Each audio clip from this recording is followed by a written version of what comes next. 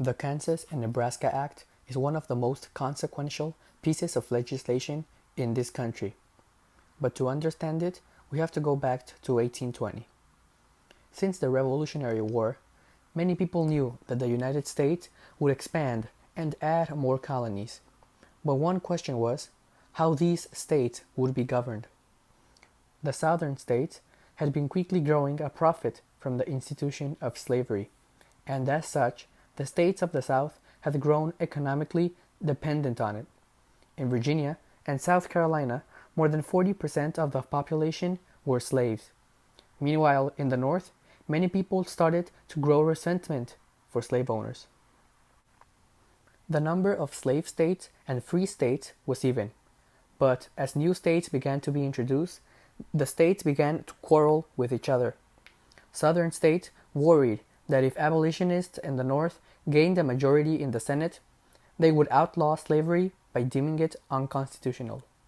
Northerners thought that if Southerners gained a majority, they would make slavery constitutional, which of course they did not want. The solution was simple. Balance out the number of free states and slave states so that no one faction gained a majority on the other. If a slave state was to be introduced, then a free state shall go along with it, and vice versa. It was a matter of adding states and making sure to always balance it out. One by one, the states were added. Because Vermont was added as a free state in 1791, Tennessee was added as a slave state in 1796. Because Ohio was added as a free state in 1803, Kentucky was added to balance it out in 1812. It became so important to maintain the balance in free states and slave states that no state would be added unless of a guarantee of another state to be its counterpart.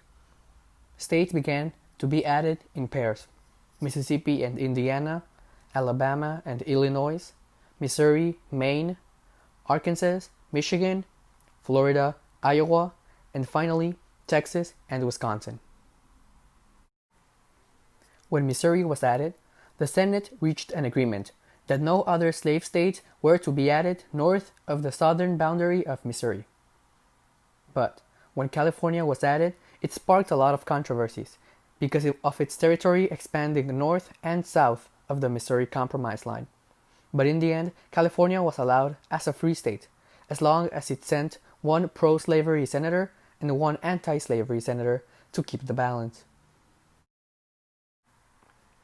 In 1854, Senator Stephen A. Douglas proposed that the territories of Kansas and Nebraska be open to slavery, despite the fact that they were both over the Missouri Compromise line. The Northerners were horrified that the Democrats in the South were trying to break the Missouri Compromise, which had been in place at this point for almost 25 years. The Democrats said that the territories should decide their own laws, and they should vote on whether slavery should be legal or not. That was what the Kansas and Nebraska Act essentially did. It allowed the population of these states to decide for themselves, as a compromise that resulted from northern states trying to keep the Missouri Compromise effective, but southern states being worried about free states overnumbering them. But the situation had grown out of hand, and it would become the most influential state addition in the history of the United States. If the territories voted against slavery, the slave states would be heavily outnumbered in the Senate. If they voted for slavery, the free states would be surrounded by slave states and would have little where to expand. Then things turned violent, in a chain of events that led to the American Civil War.